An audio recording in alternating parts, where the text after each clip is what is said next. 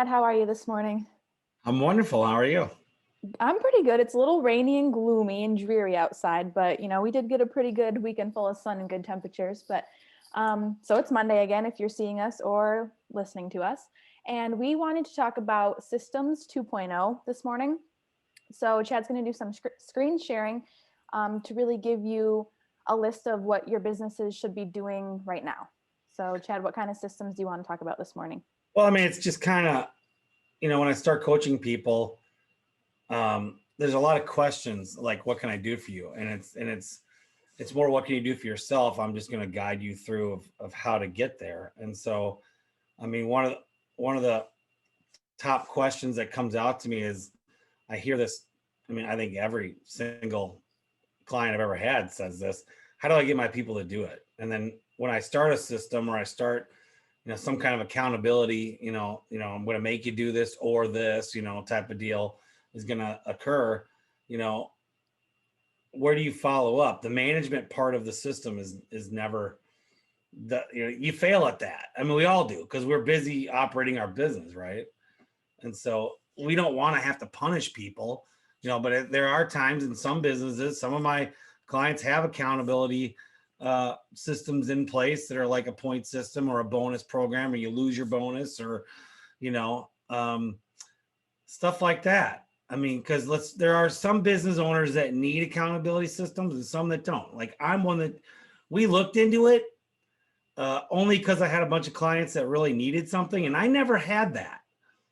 I never did it because, I mean, being from the School of Hard Knocks in the military, I just demanded it from day one. No matter what we were doing at any given time, I mean, people working for me knew they had to do it. Now, I had my struggles, don't get me wrong, like putting images on forums and getting the call center to read the call scripting. I mean, stuff like that was difficult to get into it. Which that reminds me, I need to add that to my list, the call scripting thing, just to show people. But yeah, it's just it's I'm just trying to get in here. Okay, so people making other people to do something is why you say you don't manage people, you manage systems. And all you can do is tell people they're not managing the system correctly until they get the system right. And that's where some of these accountability programs come in, which I don't have an accountability program at Masters. I've helped other companies come up with something like, a bonus program and they lose their bonus if they don't do their job a certain way or act a certain way. A couple businesses I have actually have the point system, and to the point of being terminated. But here at Masters, we never had that, just because they know from day one, it's our culture to do it the right way. And the only time when it comes to where we have accountability problems, when we implement something new that's typically big. Little things people typically don't care about, but the big things they do. I mean, so like you've heard us talk about the call scripting. I mean, you know what our real accountability program was about the scripting, how that worked, is we had a couple people quit, and the new girls came in and blew away the other girls with the script. That just happened in the last 6 weeks. And the new girls got on board and were better, literally better than the girls that have been here for years. And I don't mean better as in let's just go by the numbers. So the old girls doing their own way that we had scripted out on a piece of paper or something before we got Zingtree, was they just memorized it and then fluffed through it all the time, right? So, I mean, like some of my girls that have been here for years, they don't look at a piece of paper. That's what was so hard about them, or an app, for them to do that, because it was so new to them and they didn't feel it necessary until I did a video on the why and where we're trying to go with this. And that still didn't, at the same time I did the video, as the second week of 3 new hires. So we made it to where the new hires were the first, once they knew how to make an appointment and they knew how to read the script and read it so it doesn't sound like you're reading it, right? I mean, they still had a little bit of read to it, but they, they get it. Once you've done it 50 times a day, you start reading it, but it's so fluent that it doesn't sound like you're reading it. So the other girls were at, I don't know, 7-8 minutes an appointment. New girls who know nothing more than, and the Zing tree has everything scripted to answer answer any questions. So what's cool about it is you don't have to keep telling them how to answer questions. It's in the script. They can go to the questions tab and, why do I need a chimney cap? Or what are your chimney caps like? Or, are you certified? All this stuff is, they just click a button and read it. And so the new girls would read the script, and because the script was longer, there almost was no questions. Almost the questions were essentially about the script. Like for instance, it would say, we're not going to clean the chimney unless it passes code. And they're like, so they would always repeat it. So when I listen to the calls, so let me understand this. So you're going to come out and inspect the chimney for whatever money price it is, and then you'll only clean it after it's up to code, and that'll be this much. And we're like, yes. When would you like to bid, or when would you like to schedule? And then they, boom, would right do it. But you're right in there. There'd be no more questions because the script just took all the questions out of it, and it may have taken them 1 minute to read the script. Okay, that's long. That's a long speech. I'm gonna call it 1 minute. But they were making the appointment by 1 minute and 45 seconds. Wow. And their call time, I just looked at it on Friday, was now, we had it down to 4.5 minutes, which was awesome. Last week's call time was 3 minutes and like 10 seconds. And I'm telling you, we have, our new call system doesn't have any hang-up. We don't have a lot of hang-ups. We had just as many booked appointments. And so when we talk about accountability, the girls that have been here forever started seeing this on board with the scripting now. At least I think they are. I haven't really listened a whole lot to it, but I see that my call time, we have a new system that tells me our call times, which I'll show you guys here in a little bit, maybe. And we went from 7 minutes down to less than 4. I mean, you can't beat that. So, okay. So we'll talk about scripting. I'm going to share my screen. It's just one of the things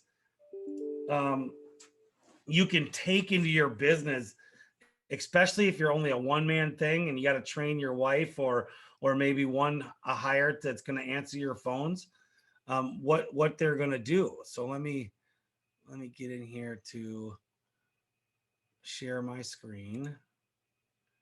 You have to go down to share screen, and you have to click let everybody share their screen. Okay, you should be good. Okay, so I'm gonna share my screen. Yep, we got it. So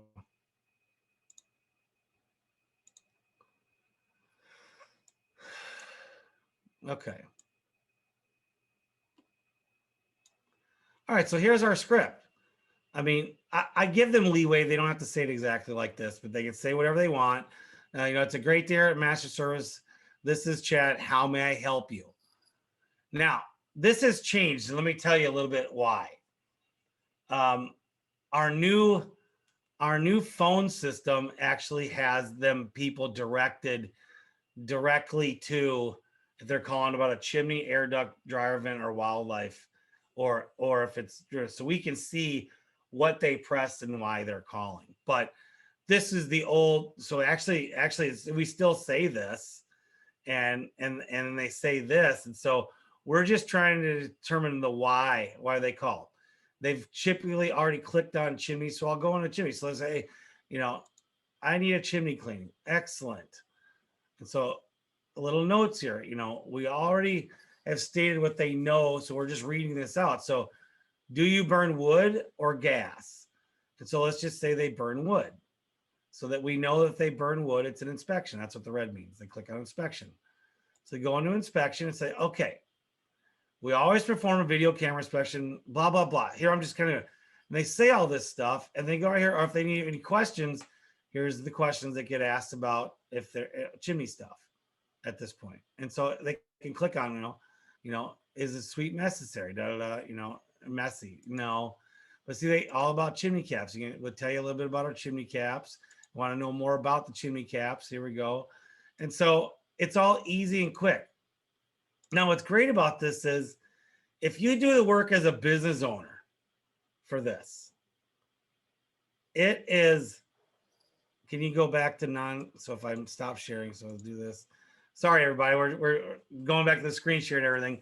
But if you script out someone in the call center, whether that, like I said, your wife or more women in there or men in the call center, the efficiency is there. The questioning is answered the way you want it to be done. So now you have full control of what's being said. Now, why is that important?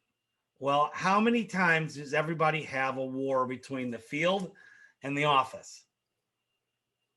Everybody does, right? It's and I'm not, and I say war, I'm just saying there's always, are we together or not? Or they said, I heard they said this, or, well, here's the thing. By scripting it out, and the field knows it's scripted, and they know what the script is, they know if the people did their job correctly, which they do in our business, in our company, that they don't have to call up and ask what we said. We used to have that all the time. We no longer have well, they said. So we actually script out the guys with the educators, that's our salespeople, of what they say when they say that. Well, ma'am, honestly, we can pull the call if you like, but you probably have talked to did you get other people you talked to at estimates? They always say yes. I talked to 3 other companies. Well, I mean, we're human, right? And so this is what they say. We're human, right? And then we get them a nod. So, well, you're just probably mixing up what the other 3 companies said plus us. And so then they go through exactly what they're going to do on their work order. And they give them the plan of what we're going to accomplish today. And then everybody's on board. But we scripted. So there's 2 departments scripted right there. I scripted them out.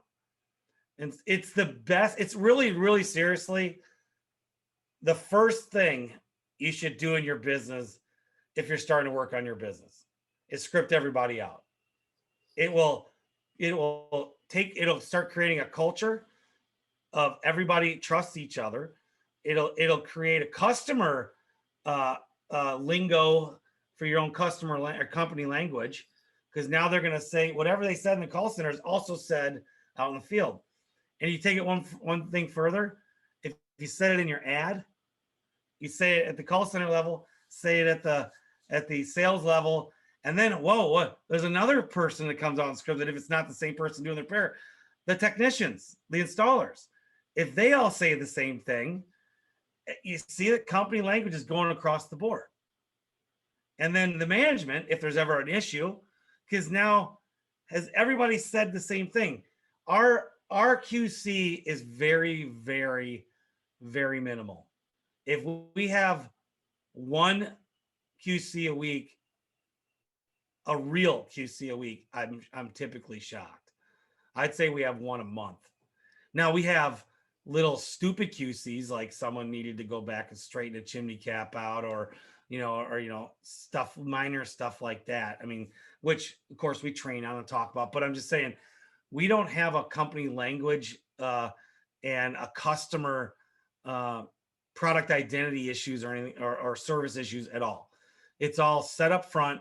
We tell them what we're going to do in the scripting of the call center. When we show up, everybody who shows up at the house first tells them what they're going to do and what we expect from the customer as well. So part of our scripting with everybody that shows up in the field will say, and I will need a check at the end of this. I will need a form of payment. If you're going to leave for any reason, I need you to find me so I can discuss what we've already done, tell you how much longer I've got, because people do this to us, especially because we're doing outside work. They'll all of a sudden leave, and then we have to track them down and all this kind of stuff, and trying to get payment, and it can be a nightmare. So we just knock it up front. Don't leave. We tell them, don't leave. If you're going to leave, we require payment. if you're not, unless you're going to, or that's what we tell them the plan. It looks like we're going to be when we first start, I think we're going to be here half a day. So if they show up at 9 o'clock, probably be leaving here about 1. So please be home at 1 if you're going to be moving around and coming back. If you're not going to be home by 1, I require payment before you leave, please. And we stopped chasing checks. We don't chase checks anymore. Almost never. Or we'll say, call the call center and give the credit card up right now, or I'll take it right now. And so we have all this little lingo we'll say, but we script them out. I mean, it's not like they don't say it exactly, but we have the plan of them what to say so that we don't have issues. And I'll tell you, all the dumb little issues that you have when you first start, the scripting just takes it all apart. So it's the first thing to get organized. Okay. So that's a system for you to do. So you script, you take what's in your ads with everything, you script it out to make sure your ads stay the same. So now the call center is saying something that's in the ad. Then they go through their scripting, and then the salesperson scripts out showing up and gives them the plan. We even script out the sale. We show them how to do the sale, exactly how to do it. And then if they don't do the work or can't do the work, the guy showing up, even if it's the same guy showing up, we have a scripting as we show up and go through a whole platform of what we're going to do, how we're going to do it, the timing, we expect payment, and boom, all this streamlined. The managers, they're scripted out on what to say when we call for quality control. They listen. We have a whole procedure of what they do. And so, for instance, if we ever have an insurance claim against us, we have we're going to make sure that if we're out there on an insurance claim, viewing the property, like if a house burns or it burns a little bit and the fireplace doesn't function correctly, doesn't happen often, but it does. When we go out, we make sure that they know the codes. Did they get their chimney inspected every year? Because the NFPA 211 suggests, or doesn't suggest, states that homeowners should have it done every year. We also will see if they did or didn't. Typically, the last person that touched the chimney is the people that are out there and whose insurance is getting involved, right? So we flat out just go, it is code to get it inspected every year. And if they haven't, how can we hold up to our quality if we don't know what you did with that fireplace for the last 5, 10, 3 years? We left it in good working condition. Whatever has occurred after that, we have to inspect it every year. I mean, you can't go get in your car and then 7 years later never get your tires changed or rotated, and a tire blows out and then go sue the tire company. You're going to lose. Well, it's the same thing in the fireplace industry, So anyway, so let's go into another system. So that you should be working on, or you can be working on as a business. So your numbers, you got to know your numbers. It just blows me away. You got to know what educators' numbers are, the salespeople's numbers are. You got to know what your tracking is for the call center. You got to know what their time in the phone are, how many calls they took, how many closing calls did they make. You got to know on your sales guys, what's their closing ratio, what's their sales per opportunity. You have to track all this stuff, because how are you ever going to make them better if you don't know how good they really are? I can tell you, see, here's the call center numbers and stuff. I can tell you every time I go to work with a company that has, let's just say 20 plus employees or more, I ask them how good their salespeople are. And I never get well, they're awesome and I'll prove it. I'll get it. I'm awesome. And when I say prove it, they can't. Well, how much money did they sell last week? What was their closing ratio? What's their SPO? Sales per opportunity, average. I don't know. Well, how do you know they're good then? Well, I make money, or whatever. And I'm like, okay, well, and it's one of the one zingers I will say, well, why did you hire me then? It's not just because of culture. It's because you usually want to make more, figure out the money thing as well. And it's so then we'll start keeping track of it. And the first week is one of my favorite sessions of after they finally start tracking their numbers. because I typically have to. Typically it can be a fight to get them there as easy as it can be. It's I don't know why it's so hard. You literally take your sales minus your expenses, and that's how much money you did or didn't make for the company. And then you literally just take every single job opportunity that your salespeople had. So if they went out on 10 estimates, 10's the number for how many opportunities. How many did they sell? 5. Okay. So 5 divided by 10 is 50%. That's their closing ratio. Okay. How much money did they do off the 10? Well, they sold $18,000. So your SPO would be what, $1,800? I'm going off my mind. I don't know. I guess I have to know. And so if I take, if they did $18,000, I'm right. If they take $18,000 and divided by 10, it's $1,800, right? So $1,800 is their SPO. Now, there's one more thing to that. What is your company is total company SPO, and also each individual educator's SPO or salespeople? What is the industry standards SPOs? That's the part people don't get. So I'll tell you, when I first started, I was tracking SPOs wrong. Still had a number, but I did it wrong. And here's the crazy thing. The way I did it was I just took the number that they sold and divided it by the money. So I came up with a number of their average sale. So that was their I don't know what you call it, average sale percentage. And I didn't track and add in the ones that they didn't sell, because you got to account for that as well, right? So here's the crazy thing. I used to be happy with people being at around $500 to $600, and that was just their sales. That didn't even include their other ones. So now all of a sudden you add in the ones that they didn't sell, their SPOs are really $250 to $300. How in the hell was I making money? No clue. So then I went up to Chicago, talked to Lindemans, Mike Bodart, and he told me how to do SPOs a little bit differently, the right way.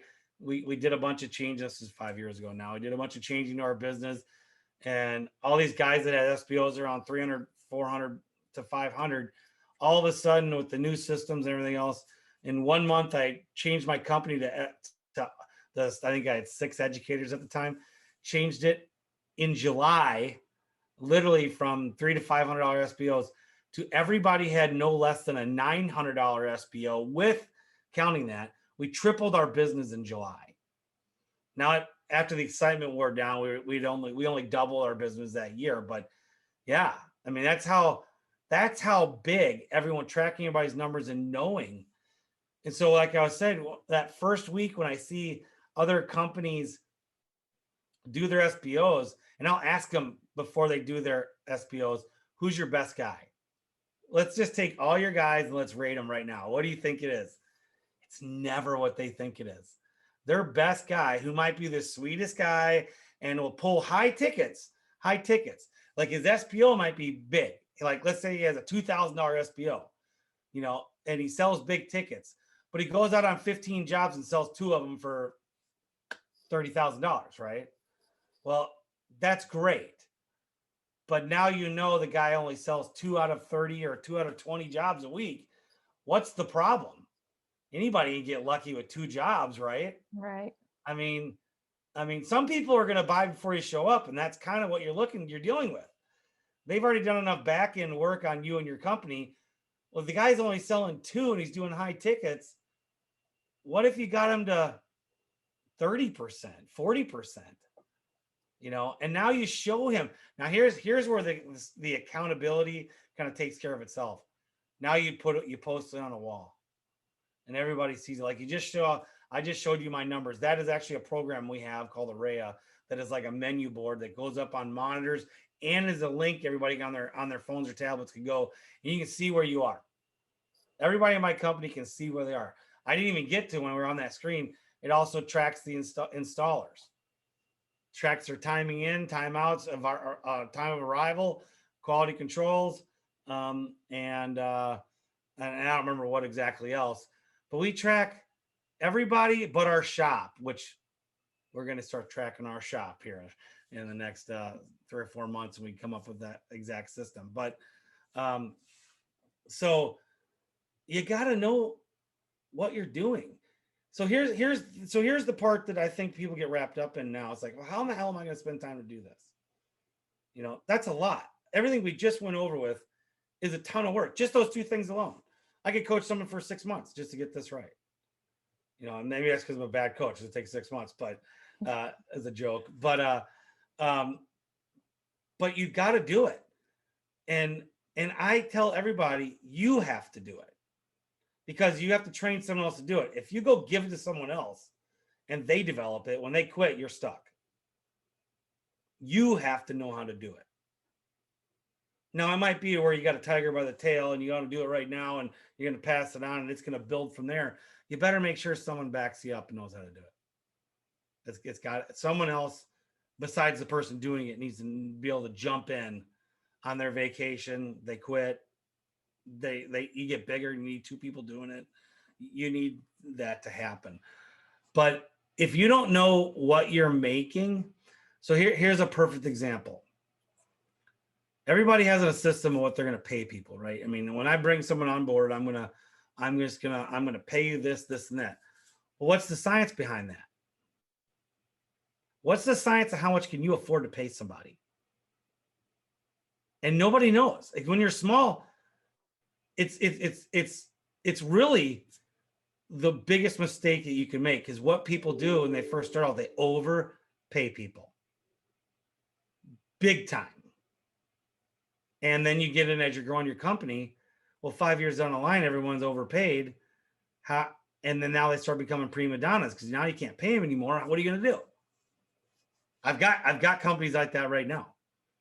And it's like, I mean, just ultimately, you have to give them the culture to stay, and let them know that if you're going to stay, there's not much more advancement unless you can do more things for me to get that's going to create more money. Because let's just say, and I'm just making this up, I'm not saying this is my company at all, but let's just say it's a call center person.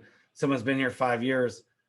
I'm not paying a call center more than $20 an hour, unless they go get certified and can add something to the call center that's going to pay for them to make $23 an hour. You know what I mean? What can they bring to the table that they can go off on and learn on their own to bring to me to make them, to give them value? And so that's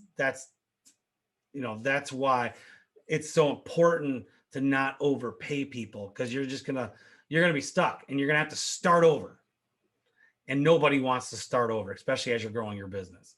There's a point where you get to the pain, you might fire everybody and start over. And I've done it. I know Mark Stoner talks about it in his past. He's a chimney guy, guys. He did it. And I'll just quite frankly say, there's a couple of my businesses that I coach may have to get there, and then they're fighting it all get out. They don't want to have to start over. Nobody does. You know, some key positions, you know, so it's painful to start off wrong. That's where we've gone with this whole beginning here. All this back end work while you're starting your business up, because you're out doing the work, is that nighttime, evening work you've got to do. Because as you build these systems for employees, it'll make it easier to get there. And now, if you're already, you know, a $3 to $4 million company, or even a $1.5 million company, and you've made it to that point, now you have to start building the system. It's the same thing. There is a starting over point at the $1 to $1.5 million. You have to start adding these things, and those people that are with you today probably aren't going to be with you tomorrow, because they're used to the way you did it wrong when you started. That's why it's so important when I talk to people that are building their business, let's start doing this now. Because if you get all this working now, everything you do is a living document. You have to think about it like that. Everything's living, everything's growing with you. So things are always going to change. And when you get people on board from the beginning that has a structure, then as you upgrade the structure, it's for their benefit, not yours. It's for their benefit, right? And they never see it that way. But if you build this culture of it is for your benefit, and they're always on board, then they help you, they bring stuff to you, and that's the culture you want to go to. So I mean, that's why that's that nasty word in business that people are like culture. It's like, well, you have one whether you know it or not. Just are you gonna have it work for you or against you? And so, all right, let's go to something else. Let's screen share again. Put my glasses on. Let's see here. So that's the reporting. Okay. So I do kind of have an accountability system. It's monday.com. My tasks. So they have start dates, deadlines. You know, this is the company overall management, call center, sales, my social media or media website. Yeah, social media. That's you, right? Yep. Sophia? Yep. Okay. And then this is digital. So then you go to team members. Now look at this. Of course, I have none because I'm the one divvying out all these, right? And here's what was so amazing about this. See all this stuff? I didn't put any of this on here. Maybe, and this is all the done stuff, you know, just in March. Look at that. This is my team getting stuff done. Isn't that amazing? You're supposed to nod. Yeah. Sophia, yes, that's amazing. Yes. It does feel good to hit the little green done. It does. Well, doesn't it? Disappear. But here's the thing: a lot of people they go into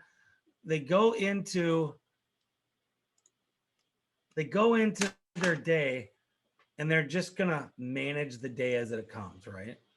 That's what they do, and they're never working on the business. And here's the part about growing your business that I've come to realize: you can't duplicate yourself, but you can, and that's the thing. When you get your management into becoming leaders and then they start building the business for you, that's where it really starts to flourish. So let me give you an example. You saw all those things on monday.com that they put on for themselves. 4 years ago at a management meeting at my cabin, I looked at everybody and it was like, I need you guys to be me. I need you to think like me. I need you to have the vision, and you need to take my company out of this. By the way, I'm going to go study at Syracuse University and become a business coach. Goodbye. And I everybody was like, yeah, we can do it. We can do it. You know, a month later, 2 months later, 6 months later, I'm going, why is nobody being me? Well, I didn't give them the right training to become a leader. And so we had them read the E-Myth manager seminar, which, you know, Michael Lee Gerber, he's yelling at you the whole time because it's a seminar, but it, you know, they read that just recently and we're adding air ducts cleaning to our business. I've done nothing. I set them up with a coach, one of my clients who does it, coaching them how to do it. And they've run. We haven't started yet, but there's been some part issues because of COVID, getting some parts in. But they have ran with this all by themselves. The fireplace door thing, you know, they have run with this essentially by themselves. We manufacture fireplace doors now, and we haven't brought it to the market for other, to sell to other companies, but we brought it to market for ourselves. And we're still perfecting everything and how to package this and everybody else. But the management team has done it. If I would have showed you the monday.com, there's a bunch of tasks on there that are still to be done with the fireplace doors. And there's a bunch of tasks that are done. And so when they show up to work every day, they have a plan for what they're going to work on. Because guess what's going to happen? You're going to manage the day as it comes anyway, right? That's going to happen. I can't tell you back when I managed the business. I mean, I'm such a dreamer and I'm such a squirreler that I would sit there and figure out new systems and figure out the right systems and do all this. But there'd be that time I'd be sitting at my old desk. I'd just be sitting there with just a million things going on. And just like, what do I do? I'm waiting for something to go wrong just so I can fix it, right? And there'd be days, nothing was going wrong. Guys didn't need any help out there. Everybody was trained good enough. You know, I get maybe 2 calls a day from a technician or a sales guy. You know, it's just like I'd sit there bored off my mind. But I built my business. I mean, I know a lot of business owners are like, you gotta be kidding me, right? That was that wasn't every day, and it wasn't even the norm. But I would say there was at least 1 or 2 days of the week that I'd go through a 4 or 5 hour stretch sitting at my desk going, I have to do something. This is ridiculous. You know, I mean, now this was back when I wasn't really working on the business, right? So I mean, now that I switched over to working on the business, I will never be in that mindset again. I mean, did you see my post last night? Did you see it? What did I say? You couldn't turn your brain off. Yeah, that was last night. And guess what? That wasn't just sitting in bed. That was just I'm sitting here, and I have not even this weekend hasn't been about new ideas. This weekend is about everything that we've been working on at Masters and trying to get there. They've got 2 years of stuff to do right now. I don't have to talk to them at all for 2 years, and they'll still have a list to do. And I'm just impatient. So it's like I want it done, and it's some of the stuff just isn't that way. It's going to take time, you know. And so, but my brain is like, I want it done now so we can go on to the next thing. You know, I want to see the P&L's money jump up. Yeah. You know, and we've done excellent in the typically our worst month of the year. This month, March, we're gonna probably make money in March, which is pretty odd. Now we had Snowmageddon, that's helped, but that Snowmageddon stuff's also calmed way down. But we're still getting called. I mean, we're moving into the spring season now, and we're getting calls. You know, and it's working out. And so, all right. Next system.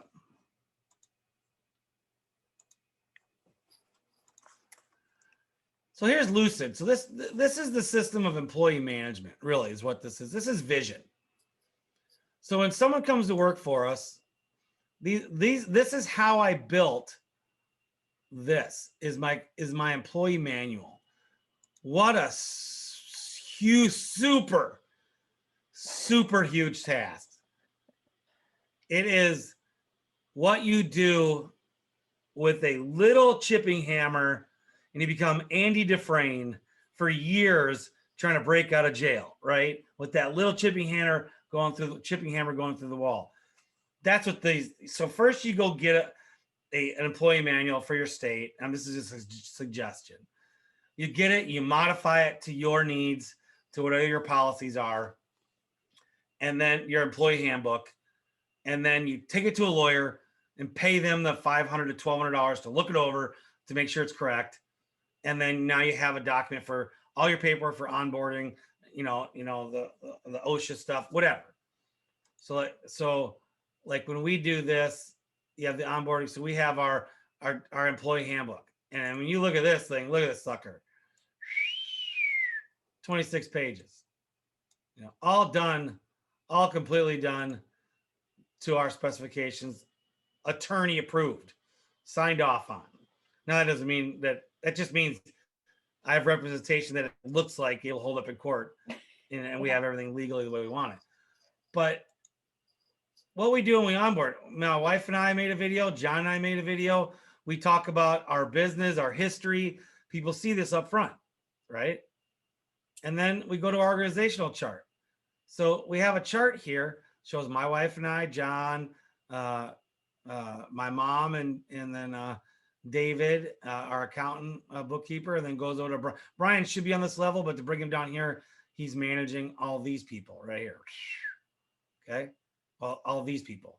Then the call center goes down here, and that's the call center, and then you got whoever else, and then you and Autumn, social media and website people. So this is the shop and all the shop guys.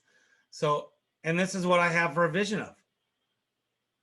All the way to 2030, I plan on replacing myself, whether that be I sell the company or someone takes over my full responsibilities. Maybe this can be moved up to, whatever. This is all the 22. These are all the people that we plan on having in 22 adding, which by the way, some of this is just like we always need new crew or crew leader manager. That's an OP manager, operations manager, which we have in Brian already, but we're gonna need one below him to do this, and he's over him. So I mean, we're really looking at vision here that gives these people right here, right, something to shoot for to even come on board as we're hiring it. So people see where they can go. And where does this lead to? Well, that leads to, where are you at in my company? You're apprentice, craftsman, or master. You're going to be an apprentice for a year no matter what. So what does it take? And we're still building this out, but I'll show you that I have this open right now. So if you want to be a call center apprentice, these are the courses you're going to have to do when you first start. And so you're going to go to this course. You're going to purchase it here. It's a course completely on and about phone skills. And it talk, negative, navigating customer call, power phrasing, voice makeover, and then you get a little certification. Okay. Then you go over to our Surefire courses, which is a chimney related courses. And then they have to read about your phone skills, journey, a customer journey, and deliver a consistent customer sales. That's just to get through novice. And then we'll come up with more courses for intermediate and advanced. So this is pretty much your first 3 months, right? And actually your first, if you look at it, it's really your first week. This is just your first 2 weeks. And then you'll skate for a while doing the job, and we'll give you, then we'll go to, we'll plan out what intermediate is, and then what advanced is your last 3 months to be then become a craftsman. Now, you're staying the same pay grade. You might have a pay grade up to here, because you might be, we might start you at a really small level, see if you work out here for 3 months, and then bump you up to what, maybe if you had experience or something here. So then you go to the sales guys. This is everything they're going to be going through, la da da da. And then the technicians, everything they're going to go through for their first 3 weeks. And then, and so what does this do when you go to hire somebody? This is actually, you think this is for your company. This is also when you're showing a new hire your business, they're looking at you going, wow, they have it together. I have a future here. And so, I mean, when you get to the black, the mastery stuff, you're making 100 grand plus at my company. Now you're also doing stuff with my company to make me money and all that kind of stuff. But that's my point. Who goes to start? I'm going to go start. Let's say you're a 23-year-old kid, never went to college, barely got your high school diploma, if even did. I don't care if you have a high school diploma. I don't care if you have a college degree. If you show up at my company and start learning it and start getting certifications, you're going to grow into being a master technician with me in 10 years. Nobody gives a hoot that you got a piece of paper from some college. I'm not dissing that. I'm just saying, I don't care. You can do your own college through me and get levels of training through us that's going to compensate you. I mean, real life. And a 23-year-old kid, if he gets it, let's just say even a 35-year-old guy who's gone through and worked a million jobs, no one's ever treated him right. Or, if he did, got treated right at the beginning, eventually they topped him out. We're not going to pay him too much. And now, that's when all the, the pain starts to begin between animosities, because you overpaid someone to come work for you and they had no future for you except for right where they are now. That's just it. A lot of people start people at just barely below at top out. So where are they in 5 years? They have no future. They like what they're doing and they're paying their bills, and maybe they have a little more to go on vacation, but they really have no future. So why not in the beginning build a company that gives everybody a future? Because what's it going to do for you? It's giving you the future. And so, and by the way, everybody, so I got to stop and make this point. This is not done overnight. That's why having a coach is not a 1 week, 1 month, even 6 month process. I mean, I have people that have been with me now for over a year and stuff. And and they call just to talk. Like I one guy just asked me a personal question, and we talked about it, and it had to be related to his business a little bit, so it was kind of a mix. And he asked me a question, and we sat there and talked about it for 15-20 minutes, and it's just bouncing things off of me. It's not just all about systems. Coaching is more than that. But it does give you that extra helping decision making and guidance on where to go.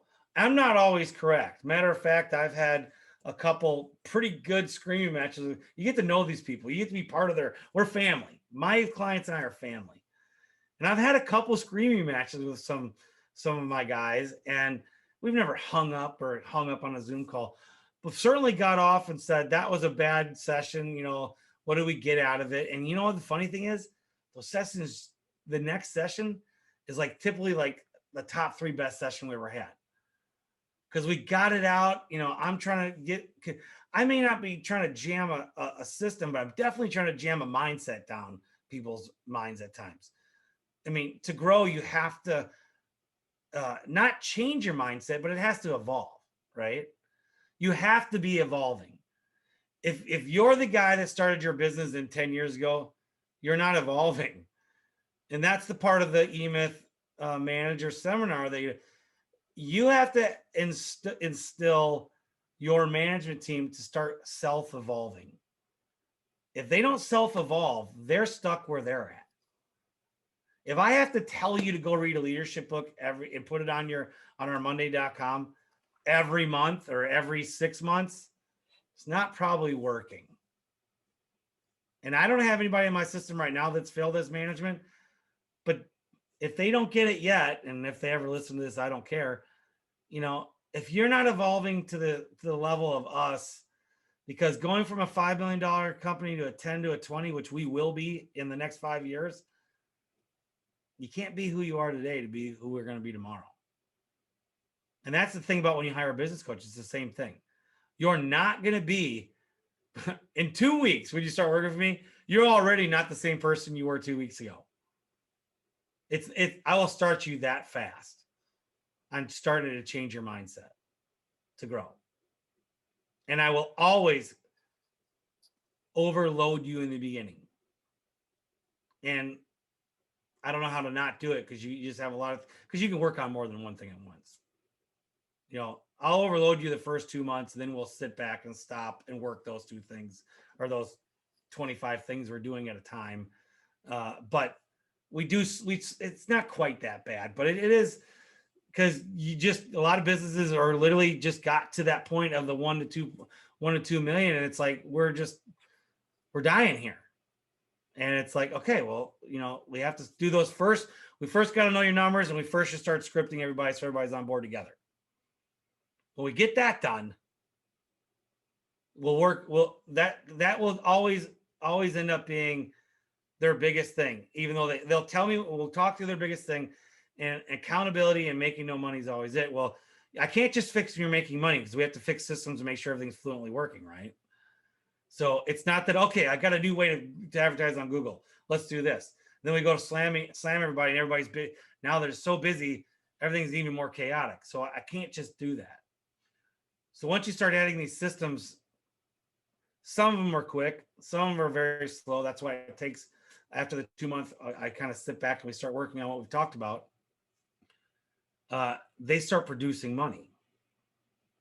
So you typically, if you're at the 1 point mark, or at least 1.5 and under mark, you'll almost double your business in a year and a half, almost every time, without me showing you one thing about marketing. Because your systems will get that good, your sales will improve that much from the existing customers you already have. And that blows everybody's minds. And I would say, I'm pretty confident that every single customer or every client I've done has almost done the 100%, almost double. Not everyone's doubled, but they've 50%ed at least. And so that's what this all does. all these little systems. So let's go on to the next system. So I just wanted to know, it's not overnight. That was the point of this little hiatus talk. What are we doing on time? 54 minutes. Wow. Let's keep going. Okay. So that's the phone system, which I can skip over. Knowing your sales. Okay, this is just this morning. We're already jumped up to 2,000. I can already tell you how many appointments we've made. This is how many appointments we've made so far today. So if your system doesn't do that, you need one. Then your resource. This is the schedule for everybody. I better look at another day because this day's already being worked. So easy program. Matter of fact, this is KickServe. It's free if you only have 2 people. If you have a call center person and a guy on the field, if it's mom and pop, you're that small, this is great. Otherwise, it's like $75 for 5 or 6 people a month. It's nothing. You can invoice through this. You can totally, it's crazy good. Okay, so then the next thing is you got to know where your people are, right? So right here, this is like $19 or less where my trucks are. That's so cool. Yeah, and this right here, this shows where everybody's at in Dallas. Where everybody is in Houston, and there's some double trucks here too. And do we have anybody up in Oklahoma City today? We do not. And so these are all the trucks right here that are out active right now. And we can see when they turn their car off, their car goes red. When they're driving, it goes green. We can see their speed, all this stuff. They brake fast, they speed up fast. We all get a report in there on that. So when you're first starting out and you start getting 3 or 4 trucks, you gotta pay for this because you're gonna have guys that are gonna quit. You're gonna have to find your trucks. You want to see if they're driving good and all that kind of stuff. Plus, you get a discount from your insurance if you put these in. So that's easy. Okay, I have Surefire. It's an industry standard training program. There are others. This is the one I choose. Continuing education. This has got business in it. It's got everything else. So if you're an HVAC company, I would have a program that you can literally go into and do a course on. I mean, why not? Do a course. I'll show you this here real quick, but I mean, switch to learner view. So, you want a course about ladders. You come in here and I've got a course already done for me about ladder safety. There's Jim Brewer. And so talking about ladders, and I can give it to my people or have them sign in and take this on their own, or I can, take this lessons and whatever I want to do with this. Right. So I'm just kind of showing you, if you have an industry standard training thing that you could literally pop in and have guys do on their own, they can clock in, or do it. Or if they want to, or they don't have to clock in. This is a little debate we had, and we talked about this last week with Karen Washington. If they're doing it for advancement in the company and you don't require them to do it, to do the job, then you don't have to pay them to do this training in some states. I only say that because I'm only talking about my state. So, yeah. I mean, but this is continuing education, and this is the safety stuff. But there's other modules here about just a ton of stuff.